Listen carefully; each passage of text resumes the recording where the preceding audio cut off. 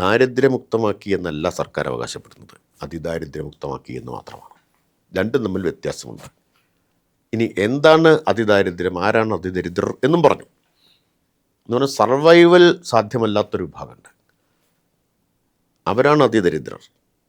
ഭൂമിയിൽ ജീവിച്ചിരിക്കുന്നു എന്ന് തെളിയിക്കാൻ, ജീവിച്ചിരിക്കുന്നുണ്ടെന്നല്ലാതെ വേറൊരു തെളിവില്ലാത്ത, ഒരു അടയാളവും ഇല്ലാത്ത ആളുകൾ, വോട്ടർ കാർഡില്ല, ആധാർ കാർഡില്ല, റേഷൻ കാർഡില്ല, ഒരു രേഖയില്ല, അവർക്ക് ഒരു പിന്തുണ കൊണ്ടല്ലാതെ അതിജീവിക്കാൻ കഴിയാത്ത, സർവൈവ് ചെയ്യാൻ കഴിയാത്ത ഒരു വിഭാഗം, അദൃശ്യരാക്കപ്പെട്ട മനുഷ്യർ എന്ന് പറയും. അവരുണ്ടോ? ഉണ്ട്.